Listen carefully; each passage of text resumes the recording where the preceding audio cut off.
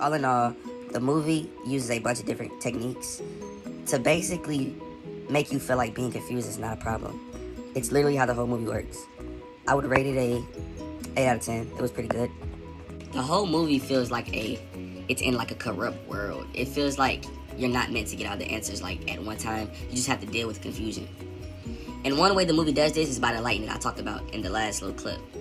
So, a lot of scenes, especially when Marlo is investigating, are really dark and full of shadows.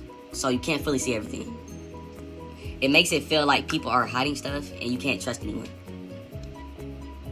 This movie or film uses a lot of different ways to get its theme, get everything across. One of the things I'm going to start with is the use of dark lighting. The lighting is very dark and I don't understand how to explain that more, but it's very dark. The plot is confusing as well, and the really close camera shots to show a world where nothing is super clear. And regarding the camera angles and the up close stuff, it puts you in the same confused position as Marlo. Like during conversations, the camera stays really close on the characters, so you end up focusing more on the the expressions and tone instead of just what they're saying. And a lot of time, they're not exactly saying what they mean anyways.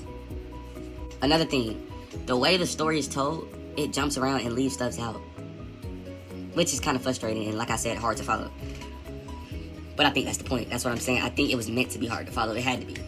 But my name is Michael Ross, and this is my third vlog about The Big Sleep. Okay, so it's directed by Howard Hanks and released in 1946. I personally watched it on May 23rd of 2026, so that was like yesterday. So, honestly, this movie is very hard to follow.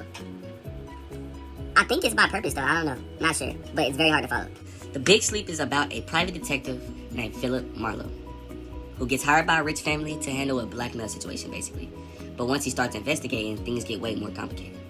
He gets pulled into a messy situation, like typical investigation stuff that involves like lies, crime, missing people, and a lot of shady characters. The deeper he goes, the harder it is to figure out what's actually going on and who's telling the truth. So kind of like a Sherlock Holmes type of deal, but a little more confusing.